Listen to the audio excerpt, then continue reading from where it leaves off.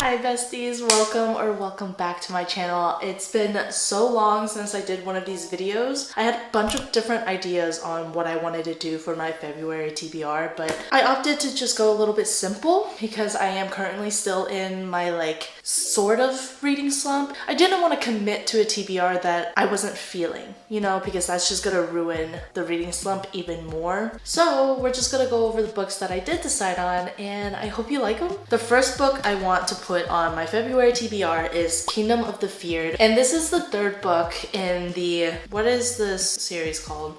I actually completely forgot.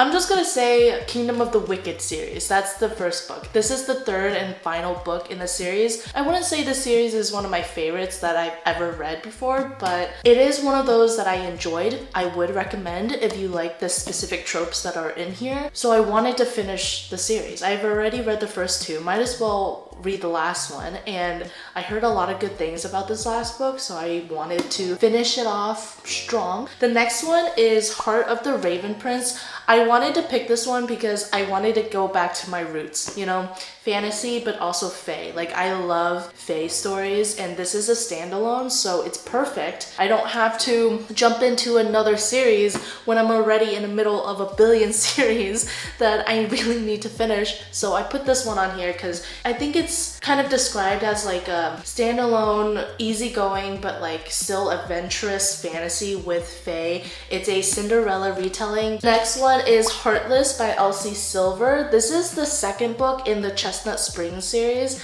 This is not fantasy. This is just a small town, kind of bull ridings, cowboy. They're not all bull riders or cowboys. I'm just gonna say small town. There are 5 books total. I really enjoyed the first one. It caught me by surprise because honestly, straight up romance novels sometimes are iffy for me. I don't know, without the fantasy backdrop, sometimes things can be a little bit cringy or just not as tension filled. So it's a little iffy when reading just romance. The first one was called Flawless, and I really did enjoy that. It wasn't just romance, there was plot. I wanted to jump into the second one because I do have all 5 of these books. I should probably read the second one, at least. Next up we have Check and Mate by Ali Hazelwood. This is a book I recently got because obviously it was recently published, but I met Ali herself and she signed it, and it was so nice to meet her. She's super sweet. This I'm excited for because my boyfriend Philip, he loves chess,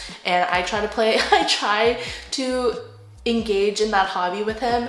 I just don't think I have the attention span for it. Maybe it's just because I haven't played enough of it. I know how to play chess, but if you ask me to think 5 steps before my one move, I thought this was really cute because these are chess players and it's a little YA romance. I think this is Ali Hazelwood's first YA book, if I'm not mistaken. Yeah, I think so. So I'm really excited to jump into it. I loved Love Hypothesis. So the next one, I actually am almost done reading it. I picked this one up at the airport coming back from visiting Florida. I picked up this one because I just wanted a easygoing book. All I had with me was a fantasy book, so I picked up The Good Part by Sophie Cozen.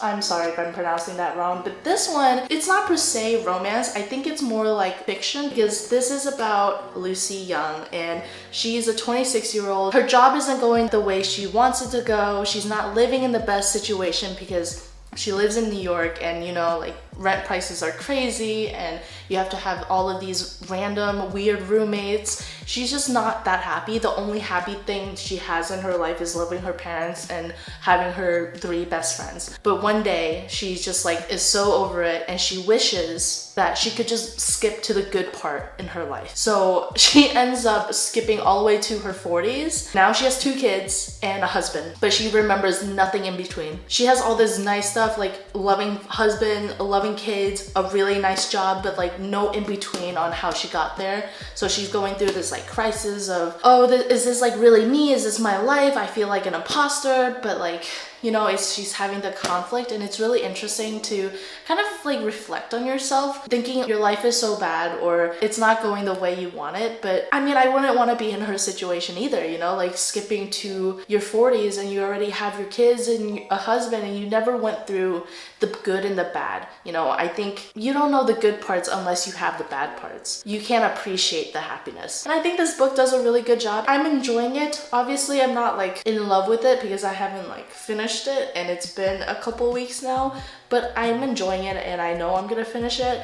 This isn't one that I'm gonna DNF. I think this is just one that you read maybe a chapter or two before bed, not a book that you really binge. So the next 3 books on here are some of my most anticipated books. I've been waiting for them for so long and I'm so excited to read them. They're not the only books I'm anticipating, but I'm gonna talk to you about the physical copies and then I'll talk to you about the ones that are being published in February. Sometimes I finish my TBR, sometimes I don't. Most of the times I don't. But the next one I have Never by Jessa Hastings. And if you guys don't know Jessa Hastings, she is the author of the Magnolia Parks universe. I adore that universe. I've read the first 3 books. This is Jessa's first fantasy and I'm so excited because the way her writing is, it's so beautiful and so lyrical. It's perfect for fantasy writing. Like I can just imagine the way the characters are gonna think and speak to one another. It's just gonna be so romantic and beautiful. I'm so excited. This is a Peter Pan retelling. Like that, say less, right? Say freaking less. Now that I'm older, watching the old Peter Pan, it is a little bit controversial and like a little bit cringe. So I'm really glad that she did a retelling and I'm hoping she did it justice. But look at this cover.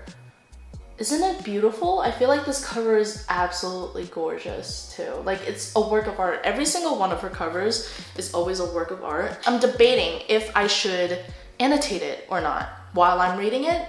So if you guys have read this book, let me know. Should I annotate it or should I just blindly go in and read it and like not even think too much about it? Ruthless Vows by Rebecca Ross. This is the 2nd book in the, wow. Am I losing my mind? I don't remember what the series is called. Don't even remember if there are gonna be more books, but this is the 2nd one. I've been waiting for this book ever since I read Divine Rivals, and the way that book ended, I didn't originally think I would care that much and like have to wait for the 2nd book, but I ended up losing my mind after reading the first one because the cliffhanger and the way it ended, I could not. I needed this book and I needed to know what happens because like really?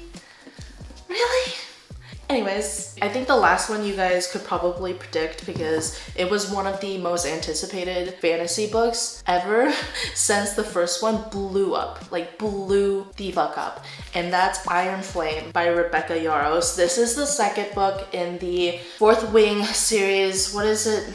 What is the series called? I never know what the actual series is called. Maybe it is called 4th Wing series. But this is the 2nd book. I'm really looking forward to reading this because the cliffhanger in 4th Wing was also just like chef's kiss. I guess some of it, but you know, like I still really enjoyed it. It was like a fun fantasy, simple, really easy to read.